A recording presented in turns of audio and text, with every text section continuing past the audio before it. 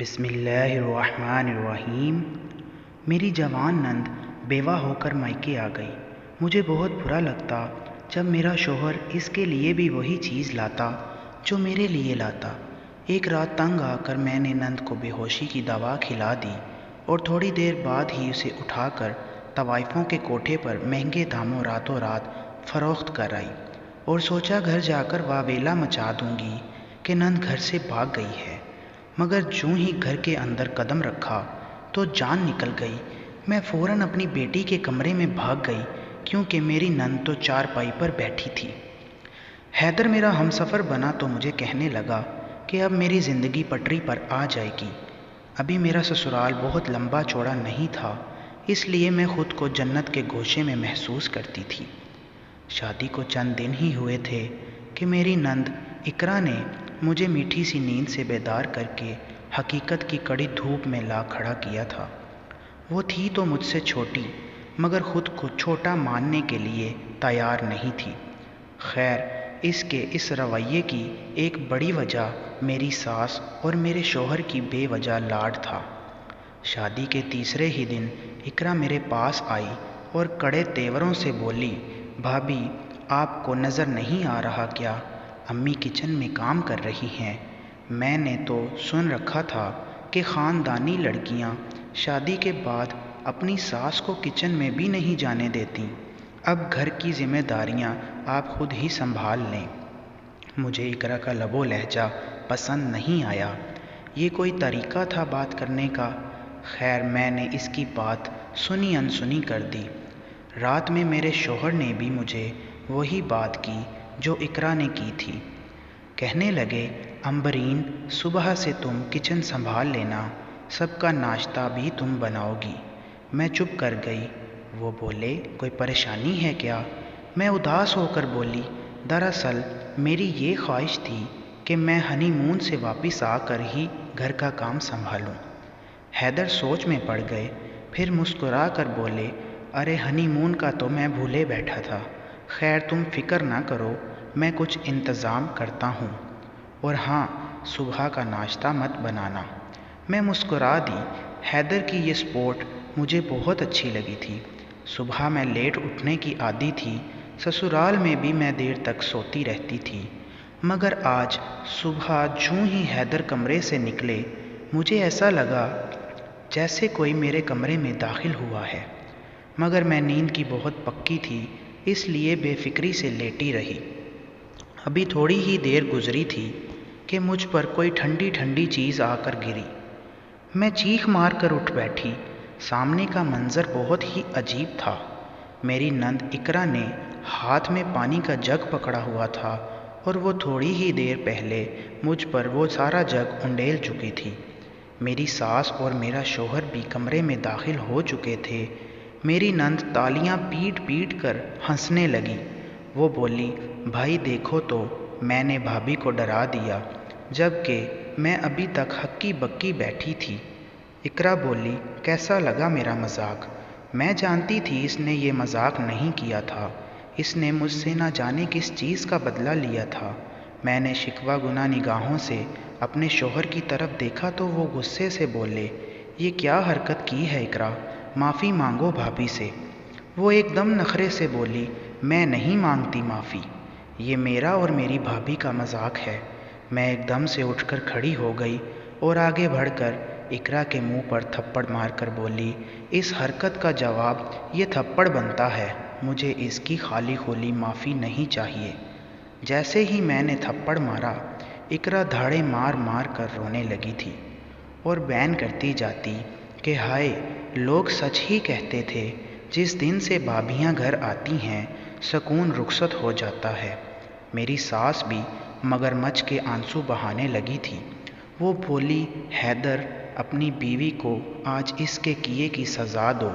میں تب چڑ کر بولی، جس طرح اقرا ایک ہی بہن ہے اور آپ سب کی لاڈلی ہے، بالکل اسی طرح میں بھی اپنے 3 بھائیوں کی اکلوتی بہن ہوں اور سب کی لاڈلی بھی ہوں۔ آج تک میرے گھر میں مجھ سے کسی نے اونچی آواز میں بات تک نہیں کی، اور اس قسم کی بدتمیزی کرنا تو بہت دور کی بات ہے۔ یہ تھپڑ اقرا کو یاد رہے گا تو وہ آئندہ بہت پھونک پھونک کر قدم رکھے گی۔ میں شادی کے پہلے دنوں سے ہی باؤنڈری رکھنا چاہتی تھی جسے کراس کرنے کی اجازت کسی کو نہ ہوتی۔ میں اپنے کمرے سے باہر نکل گئی۔ مجھے ایک لمحے کا بھی پچھتاوا نہیں تھا کہ میں نے اقرا کو کیوں تھپڑ مارا۔ میں صحن میں بیٹھ گئی۔ میرے کمرے میں ابھی تک جرگہ چل رہا تھا۔ میری ساس اور نند میرے شوہر کو میرے خلاف بھڑکا رہی تھیں۔ میں جانتی تھی کہ آخر میں جیت ان کی ہوگی، کیونکہ میں تو چند دن پہلے ہی اس گھر میں آئی ہوں، اور وہی ہوا جس کا مجھے پہلے سے ہی اندازہ تھا۔ میرا شوہر میرے پاس آیا اور بولا، امبرین، تھپڑ تو تم نے مار ہی لیا ہے، بدلہ تو تم نے لے ہی لیا ہے، اب یوں کرو، اقرا سے معذرت کر کے اس قصے پر مٹی ڈال دو۔ میں ہٹ دھرمی سے بولی، حیدر، دنیا ادھر سے ادھر ہو جائے، میں اس سے معافی نہیں مانگوں گی۔ مجھے نہیں معلوم تھا کہ میری ساس اور نند کس حد تک گر جائیں گی۔ انہوں نے گھر میں ہی عدالت لگا لی تھی۔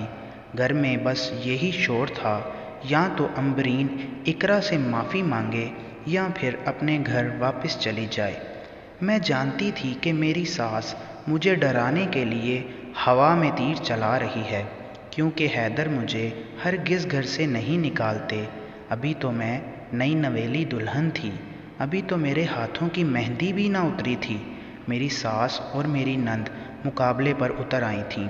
میں نے بھی ابھی دل ہی دل میں سوچ لیا کہ وہ یہ صرف مجھے دبانے کے لیے کر رہے ہیں۔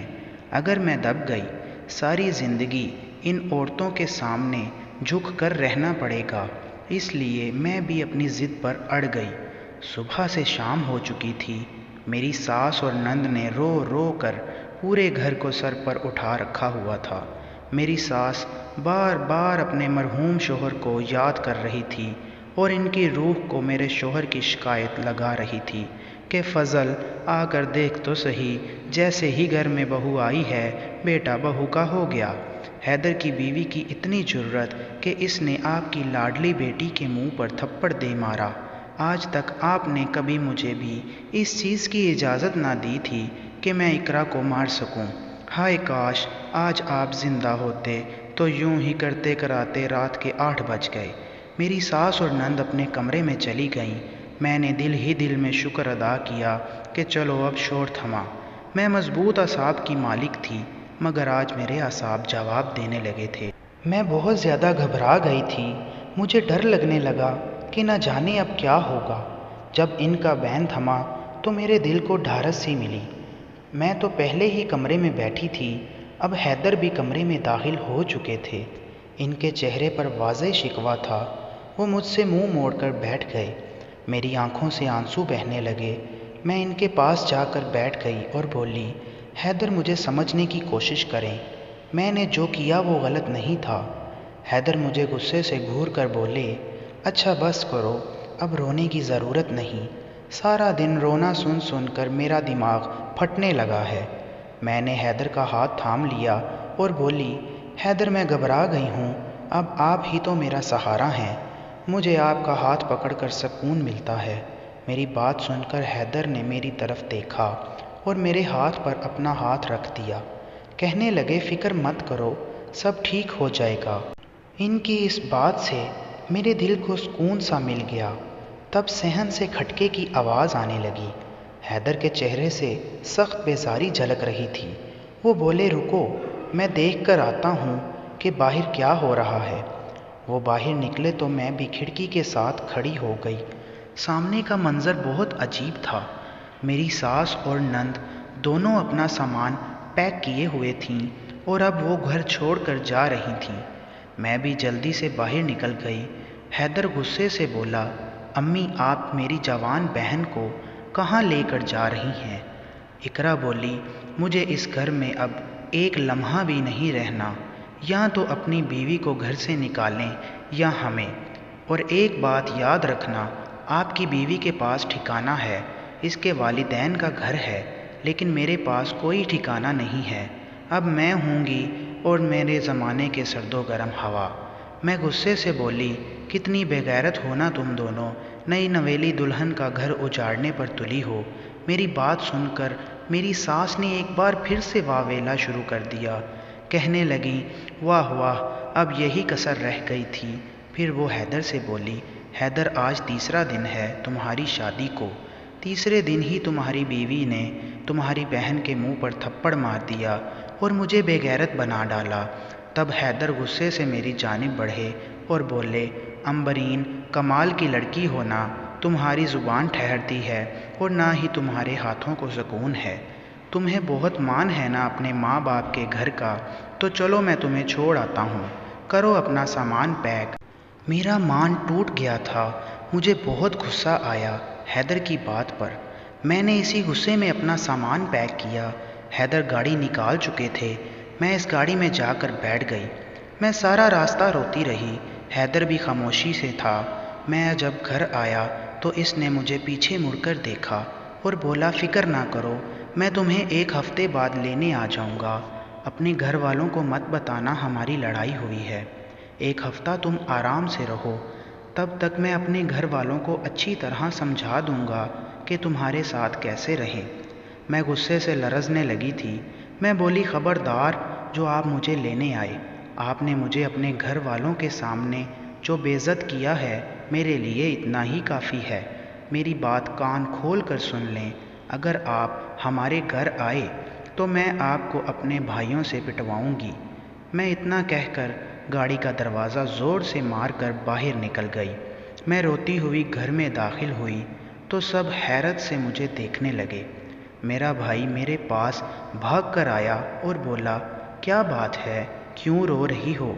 میں نے رو رو کر سب کو واقعہ سنایا۔ میری سب سے بڑی بھابھی بولی، امبرین، کتنے افسوس کی بات ہے کہ تم شادی کے تیسرے دن ہی جھگڑا کر کے گھر واپس آ گئی ہو۔ تم جانتی ہو کیا، لوگ تمہاری امی کی تربیت پر تھو تھو کریں گے۔ ایک بار میں بھی ناراض ہو کر اپنے مائکے گئی تھی، تب تو میری شادی کو بھی 3 سال ہو گئے تھے۔ جب تمہاری امی مجھے لینے آئیں تو انہوں نے نہ مجھ سے معذرت کی اور نہ ہی امی سے، بلکہ انہوں نے میری امی کی بے عزتی کی تھی۔ انہوں نے امی کو بہت باتیں سنائی تھیں کہ تم نے اپنی بیٹی کی کیسی تربیت کی ہے، اسے اتنا بھی نہیں بتایا کہ ناراض ہو کر مائکے میں آنا چاہیے یا نہیں۔ اب دیکھو، وقت خود کو دہرائے گا اور لوگ تمہاری امی پر لان تان کریں گے۔ میں اپنی بھابھی کی باتیں سن کر دنگ رہ چکی تھی۔ یہ میری بھابھی جو کل تک میرے صدقے واری جاتی تھی، پل میں اتنی تلخ کیسے ہو گئی؟ میرے بڑے بھائی بولے، تمہاری نند ابھی بچی ہے، کیا ہوا اگر اس نے تم سے شرارت کر ہی لی؟ تم نے تو اس کو تھپڑ دے مارا۔ مجھے تم سے اس قسم کی حرکت کی توقع نہیں تھی۔ اب جو ہو گیا سو ہو گیا، بیٹھ کر بھگتو۔ بھائی چلے گئے، میری باقی بھی 2 بھابھیاں مجھ سے دور دور کھڑی تھیں۔ ابھی 3 دن پہلے تو میں ان سب کی لاڈلی ہوا کرتی تھی۔ میری امی بولی، امبرین، تم نے کچھ کھایا بھی ہے یا نہیں؟ میں نے نفی میں سر ہلا دیا تو امی چھوٹی بھابھی سے بولی، جاؤ اس کے لیے کھانا لے آؤ۔ وہ ایک دم سے بولی، امی جی، اب یہ کون سا مہمان ہے؟ یہ جو حرکت مائکے میں کر کے آئی ہے، مجھے تو لگتا ہے عمر بھر اب یہیں پر رہے گی۔ اسے اپنے کام خود کرنے کی عادت ڈالنی چاہیے۔ ویسے بھی میری چھوٹی بیٹی عزا کو بہت نیند آ رہی ہے، میں اسے سلانے جا رہی ہوں۔ وہ اتنا کہہ کر آگے بڑھ گئی۔ اس سے پہلے میری امی دوسری چھوٹی بہو سے کچھ کہتی، وہ بھی جلدی سے بولی، اف، میرا تو سر درد سے پھٹا جا رہا ہے۔ اتنا کہہ کر وہ بھی کمرے میں چلی گئی۔ میں اور امی بیٹھی رہ گئی تھیں۔ امی میرے لیے کھانا لے آئیں۔ میں کھانا کھانے لگی تو امی بولیں، امبرین، دیکھ لو اپنی حیثیت، جس گھر پر مان کر کے تم اپنا سسرال چھوڑ کر آئی ہو۔ میں نے بڑی مشکل سے چند لقمے کھائے اور کمرے کی جانب جانے لگی تو امی بولی، وہ کمرہ بھی اب تمہارا نہیں رہا، وہ تمہارے بھائی کے بیٹے نے لے لیا ہے۔ تمہیں پتہ ہی ہے اس نے کب سے آس لگائی تھی کہ پھپھو کی شادی ہوگی تو وہ کمرہ مجھے ملے گا۔ تم جا کر گیسٹ روم میں سو جاؤ۔ میں گیسٹ روم میں جا کر لیٹ گئی۔ میری آنکھوں سے آنسو بہنے لگے تھے۔ میں نے خود سے سوال کیا، امبرین تم نے کیا کر لیا اپنے ساتھ؟ گھاٹے کا سودا کیا ہے؟ تمہاری تو پل بھر میں سارے رشتے ہی پرائے ہو گئے۔ میں نے کیوں سسرال میں اتنا غصہ دکھایا؟ اگر میں وہاں دب کر رہ گئی ہوتی تو کتنا اچھا ہوتا، کم از کم میرا گھر تو بس جاتا۔ میں نے تو حیدر کو بھی منع کر دیا کہ وہ مجھے لینے نہ آئے۔ میں روتی چلی جا رہی تھی، رونے کی وجہ سے میرا دل گھبرانے لگا، مجھے متلی ہونے لگی۔ صبح جب میں سو کر اٹھی تو ناشتے کی میز پر جا بیٹھی۔ میں بڑی دیر انتظار کرتی رہی کہ میرا ناشتہ کب آئے گا۔ تب امی بولی، تیری بھابیاں کہتی ہیں وہ اپنے شوہروں اور بچوں کے لیے ناشتہ بڑی مشکل سے بنا پاتی ہیں، اب ہمارے لیے تم ہی ناشتہ بنا لیا کرو، دیکھو تمہارے ابو بھی صبح سے بھوکے بیٹھے ہیں۔ میں جلدی سے اٹھی اور ناشتہ بنانے لگی۔ ابو کو ناشتہ دینے گئی تو میری بھی بھوک سے جان نکل رہی تھی، مگر میں حوصلہ کر کے رکھا۔ تب کہیں جا کر میری باری آئی۔ میں ناشتہ کرنے لگی تو جی متلانے لگا۔ میں نے امی کو بولا، مجھے ڈاکٹر کے پاس لے چلیں، میری طبیعت بہت خراب ہے۔ مجھے امی ڈاکٹر کے پاس لے گئیں تو پتہ چلا کہ میں امید سے ہوں۔ یہ خبر مجھ پر بجلی بن کر گری تھی۔ امی کہنے لگیں، بیٹی تم فکر نہ کرو، یہ خبر ہی تمہیں یہاں سے نجات دلائے گی۔ امی نے گھر جا کر میری ساس کو کال کی اور کہا کہ آپ کی بہو امید سے ہے، آ کر لے جائیں۔ میری ساس بولی، جب یہاں سے گئی تھی تب امید سے نہ تھی، نہ جانے کس کا گناہ میرے بیٹے کے سر پر تھوپ رہی ہے۔ امی نے جب مجھے یہ بات بتائی تو میرا رو رو کر برا حال ہو گیا۔ پھر میں تھی اور زمانے کی ستم ظریفی۔ میں شروع سے ہی بہت ناز و نام میں پلی تھی، میرا پہلا بچہ تھا، اس لیے طبیعت وقت میں نڈھال رہنے لگی، مگر پھر بھی مجھ سے سارے گھر کے کام کروایا جاتا۔ میری امی ابو بے بس تھے کیونکہ گھر کا خرچہ میرے بھائی چلاتے تھے، یہاں تک کہ جس دن میری ڈیلیوری تھی میں اپنے بھابھیوں کے بچوں کے کپڑے دھو رہی تھی۔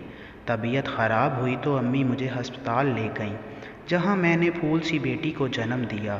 میں اپنی بیٹی کو دیکھ کر رو رہی تھی کہ اچانک میرے کمرے کا دروازہ کھلا اور حیدر کمرے میں داخل ہوا۔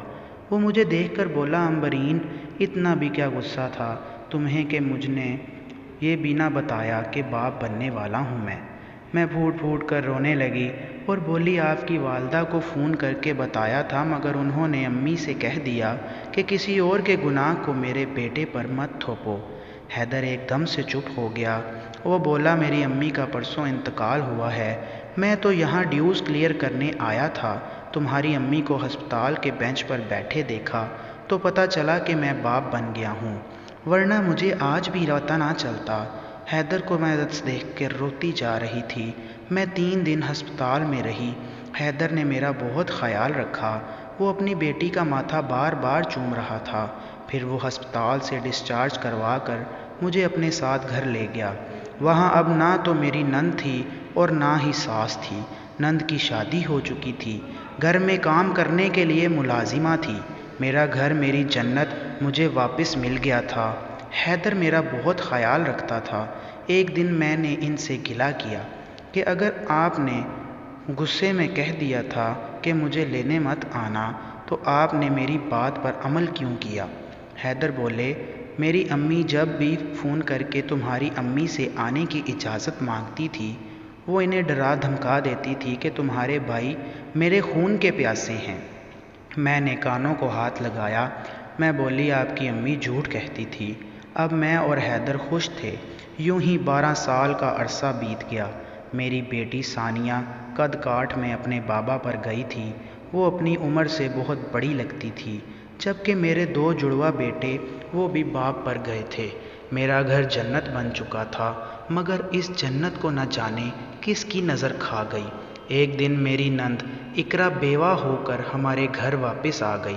اس کے آنے سے مجھے پرانے لمحے یاد آ گئے، وہ سارے دکھ، وہ ساری اذیتیں جو مجھے اس کی وجہ سے پہنچی تھیں۔ میں نے اس کا خیر مقدم نہ کیا، جبکہ میرے بچے تو پھپھو کے آ جانے سے بہت خوش تھے۔ حیدر بھی اپنی بہن کا بہت خیال رکھتا، مجھے بھی وہ بار بار تاکید کرتا کہ میں اقرا کا بہت خیال رکھوں۔ اب ہمارے گھر میں بس اقرا اقرا ہوتی رہتی تھی۔ ساری خوشیاں پس منظر چلی گئی تھیں۔ میرا شوہر میرے لیے جو بھی چیز لاتا خوب بخوب ویسی ہی چیز اپنی بہن کے لیے بھی لاتا۔ یہاں تک کہ ہمارے کپڑے بھی ایک جیسے لاتا۔ میں وہ کپڑے اپنے لیے نہ سلواتی بلکہ اپنی بیٹی کے لیے سوٹ بنا دیا کرتی تھی۔ ایک دن اقرا کچن میں کام کر رہی تھی کہ اس کا ہاتھ جل گیا۔ جب حیدر نے اس کا ہاتھ جلا دیکھا تو زندگی میں پہلی بار میرے بچوں کے سامنے انہوں نے میرے منہ پر تھپڑ دے مارا۔ تب میں نے اقرا کے چہرے پر پھیلا ہوا سکون دیکھا۔ میں اپنے کمرے میں آ کر دیوار کو گھورتی رہ گئی۔ اس دن سے حیدر نے مجھ سے کلام بند کر رکھا تھا۔ ایک ہفتہ ہو گیا اقرا اس بات کو پکڑ کر اٹھتے بیٹھتے مجھ پر طنز کیا کرتی۔ میرے دل میں لاوا بنتا گیا۔ میں نے اس سے انتقام لینے کا سوچ لیا۔ ایک رات تنگ آ کر میں نے اپنی نند کو بے ہوشی کی دوا کھلا دی اور تھوڑی دیر بعد اسے اٹھا کر طوائفوں کے کوٹھے پر مہنگے داموں راتوں رات فروخت کر آئی۔ وہاں میں نے پہلے ہی بات کر رکھی تھی کیونکہ ہمارے محلے میں ایک طوائف بیاہ کر آئی تھی۔ اس نے اپنی پچھلی زندگی سے توبہ کر لی تھی۔ میں نے اس سے ہی اس کوٹھے کا پتہ کیا۔ میں نے سوچ لیا تھا کہ گھر واپس جا کر واویلا مچا دوں گی کہ نند گھر سے بھاگ گئی ہے، مگر جوں ہی گھر کے اندر قدم رکھا تو میری جان ہی نکل گئی۔ میں فوراً اپنی بیٹی کے کمرے میں بھاگی کیونکہ میری نند تو چارپائی پر بیٹھی ہوئی تھی اور میری بیٹی کا کمرہ خالی تھا۔ میں انہی قدموں واپس بھاگ گئی۔ میں اس جہاں آرا کے پاس گئی اور بولی میرے ساتھ کوٹھے پر چلو، بہت زیادہ غضب ہو گیا ہے۔ وہ بیچاری میرے ساتھ روانہ ہو گئی۔ ہم کوٹھے پر پہنچے تو یہ دیکھ کر میری سانس میں سانس آئی کہ میری بیٹی نائکا کے کمرے میں سو رہی تھی۔ نائکا مجھے عجیب سی نظروں سے دیکھنے لگی اور بولی تم نے یہ کیا غضب کیا، اتنی کم عمر لڑکی کو بیچ دیا۔ میں نے اس کے آگے ہاتھ جوڑ دیے اور بولی کہ اپنے پیسے واپس لے لو، میری بیٹی واپس کر دو۔ جوں ہی اپنی بیٹی کو واپس لے کر نکلی تو حیدر اور اقرا پر نگاہ پڑی۔ حیدر نے میرے ہاتھوں سے بیٹی کو لیا اور گاڑی میں لٹا دیا۔ مجھے لگا تھا کہ آج تو میری طلاق یقینی ہے۔ ہم گھر گئے تو حیدر نے بیٹی کو اس کے کمرے میں لٹا دیا اور مجھے اپنے کمرے میں بلایا۔ میں ڈرتی ڈرتی جب کمرے میں پہنچی تو حیدر کو روتے ہوئے پایا۔ اس نے میرے سامنے ہاتھ جوڑ دیے اور بولے میں نے تم سے ہمیشہ ظلم کیا اور اپنی ماں اور بہن کو تم پر فوقیت دی۔ آج جب تم گھر سے بھاگ گئی تو اقرا میرے پاس آئی اور بولی بھائی میرے ساتھ کوٹھے پر چلیں، بھابھی ثانیہ کو بیچ آئی ہے۔ اس نے بتایا بھائی آپ کی بیوی مجھے کوٹھے پر فروخت کرنے کا سوچے بیٹھی تھی، مگر میں نے وہ نیند کی گولی والی چائے خود نہیں پی بلکہ ثانیہ کو پلا دی اور اس کو اپنی جگہ پر سلا دیا تاکہ بھابھی اس کو کیے کی سزا مل سکے۔ میں بولا اقرا تم نے یہ کیا کیا، تم نے میری ہی بیٹی کو آگے کر دیا، اس بھائی کی بیٹی کو جو تم پر جان چھڑکتا ہے۔ خیر میں سمجھتا ہوں کہ تم نے جو کیا وہ اپنا انتقام لینے کے لیے کیا، مگر مجھے اس چیز کی توقع نہیں تھی۔ لیکن اب میری آنکھوں سے محبت کی پٹی اتر چکی ہے۔ اگلے ہی دن حیدر نے مجھ سے اقرا کا رشتہ ڈھونڈنے کو کہا۔ میں نے بہت تلاش کیا کہ کوئی اچھا رشتہ مل جائے تاکہ پھر سے میرے سر پر سوار ہونے کے لیے نہ آ جائے، مگر اس کے لیے کوئی مناسب رشتہ نہیں مل رہا تھا۔ خیر میں نے 3 بچوں کا باپ ہی ڈھونڈا جو قدر شریف اور اچھی پرسنالٹی کا مالک تھا۔ اقرا رخصت ہوئی تو ہمارے گھر میں پھر سے چین آ گیا۔ اقرا کیکر کا درخت تھی جس کے کانٹوں بھرے وجود نے ہمیشہ دوسروں کو اذیت ہی پہنچائی تھی۔ دوستو اگر آپ کو ہماری یہ ویڈیو بھی پسند آئی تو کائنڈلی ویڈیو کو لائک کریں، شیئر کریں اور ہمارے چینل توفیق وائس کو سبسکرائب کر کے بیل آئیکن لازمی دبائیں تاکہ ہماری آنے والی ہر نئی ویڈیو آپ تک بروقت پہنچتی رہے۔ تو ملتے ہیں کل ایک نئی ویڈیو کے ساتھ، تب تک کے لیے اللہ حافظ۔